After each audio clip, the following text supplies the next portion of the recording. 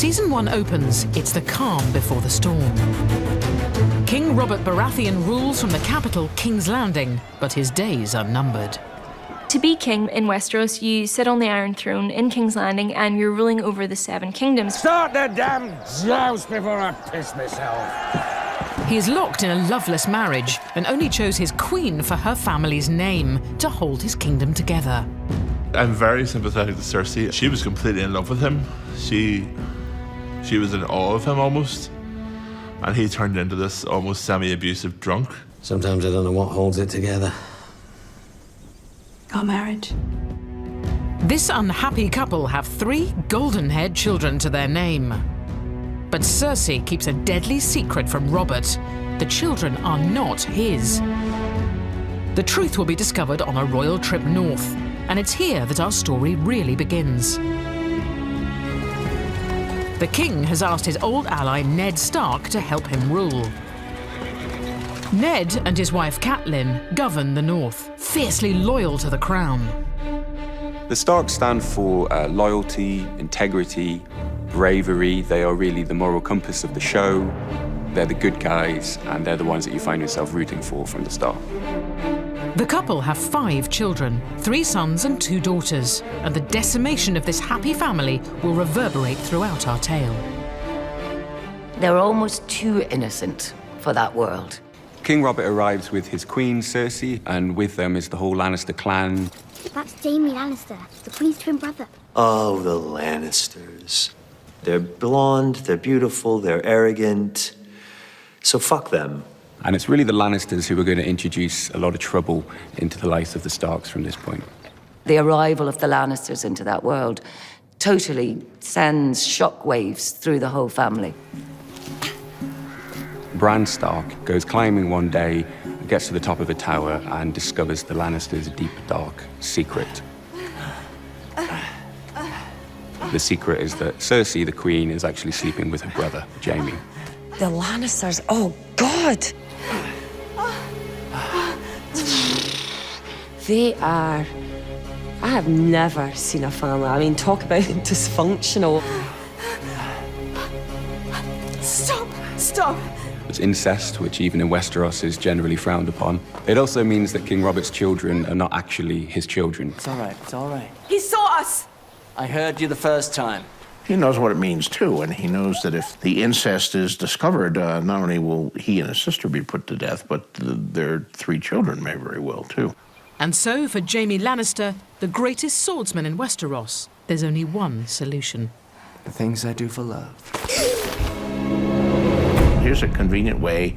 The kid'll die, it'll look like he fell, and our kids will be safe. First in a coma, Bran will later awake with no memory of how he fell or what he saw. The royal secret is safe for now, and only the viewer has seen what the Lannisters will do to keep it. Everything went pear-shaped after that, and really, that's the whole chain of events starting. King Robert still wants Ned down in the capital, so this will be the last ever time we see the Stark family all together. A family which includes Ned's son out of wedlock, the bastard Jon Snow. Ned must now leave his family and follow King Robert south, taking his daughters Sansa and Arya with him. The reason I think that the first season of Game of Thrones works is it's essentially about this good family that just wants to essentially be left alone and serve their king and their country. This good family is ripped apart and thrown into situations that they never anticipated. They are bound for the capital, King's Landing, where Ned's new task will be to protect King Robert from those who would unseat him. And in Season 1, viewers learn the greatest enemies live in exile overseas, the Targaryens. They were dethroned by King Robert in the last war. The only surviving members of the family are a brother and sister called Viserys and Daenerys. The siblings are the children of the Mad King, who was killed in war. Viserys dominates his younger sister. Viserys has more than a touch of the Targaryen madness, and you know, sometimes he's protecting her, but he's also trying to treat her as a bargaining chip. Come forward, my dear. In search of an army, Viserys makes a pact with a savage tribe, the Dothraki, offering his beautiful young sister in marriage to their leader, Khal Drogo. She's the only bargaining chip he has. He doesn't have any wealth anymore. He doesn't have any armies, but he has her, who he can trade to this horse lord. I would let his whole tribe fuck you. All 40,000 men and their horses too, if that's what it took. He's power hungry, but to a nasty degree. Doesn't really care how or by what means. He just wants to be important and looked up to. But his plans backfire. Daenerys and Khal Drogo fall in love and become quite the power couple. Suddenly she finds herself with Khal Drogo empowered. People are obeying her. Tell him I want what was bargained for, or I'm taking you back. He just completely underestimates not only Dany, but Khal Drogo. What's he saying? He says yes. You shall have a golden crown. It's a real coming-of-age story. Throughout the first season, she really grows into herself. Look away, Khaleesi. No. This is one of the turning points for Daenerys. I think this is when you realize that she's prepared to sacrifice anything for the greater good. A crown for a king.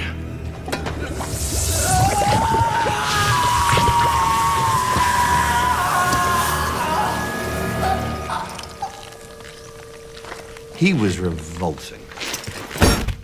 He was utterly, utterly revolting. And that was the moment that she escaped from her shell, when she became the woman and not the kowtowed girl. And as the Targaryens grow in power, we learn that King Robert faces another challenge to his northernmost borders. Threats which led past rulers to build this giant wall of ice to keep out wild things beyond. It's protected by the legendary Night's Watch. The Night's Watch are a small army who guard the northern border of the country. In season 1, there's lots of fighting for the throne, but actually in the background, there are these creatures appearing north of the wall that nobody has seen for thousands of years. And no one quite wants to believe that they're there, but they certainly are. We hear the characters saying that this is all folklore, that this is all made up. But for the viewer, we see that basically these characters do exist. They are there.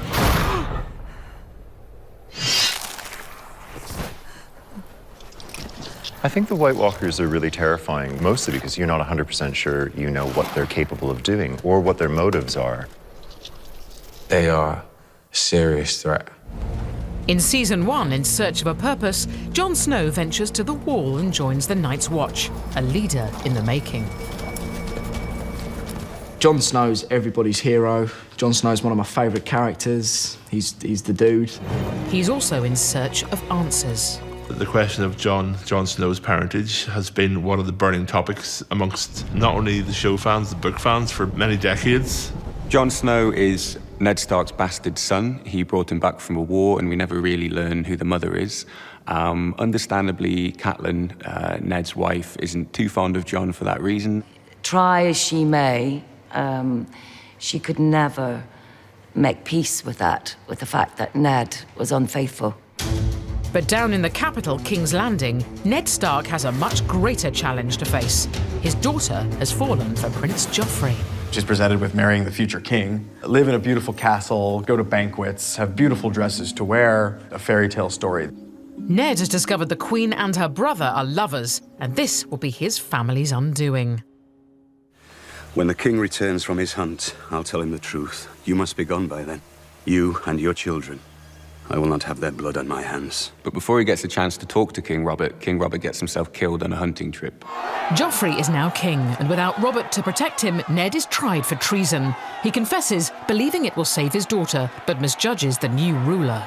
He's just been stuck up in the north too long and has no idea how the real world operates, how to really deal with the politics of Westeros. Bring me his head. That's when you realize nobody is safe in this world at all. When I saw Sean being pushed down, that was the only scene that really has brought a tear to my eye. It's cruel, it's heartbreaking, but there's a point to the children witnessing this. If they want to survive, They have to start to be resilient. They have to learn from this. It was at that moment you realised what Game of Thrones was really about.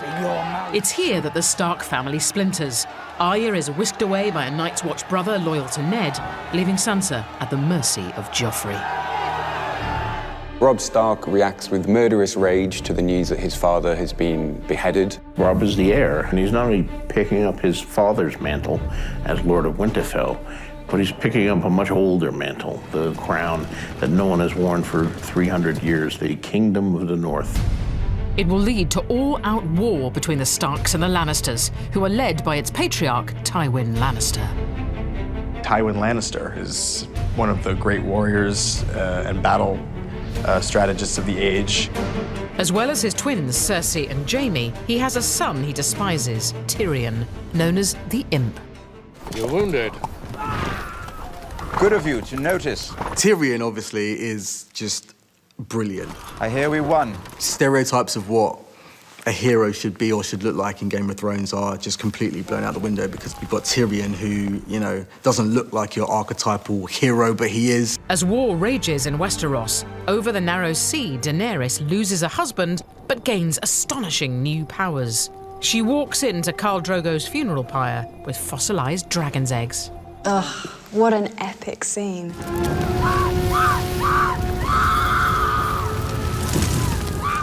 Season 1 ends with the sight of Daenerys emerging from a fire unscathed with her dragons hatched.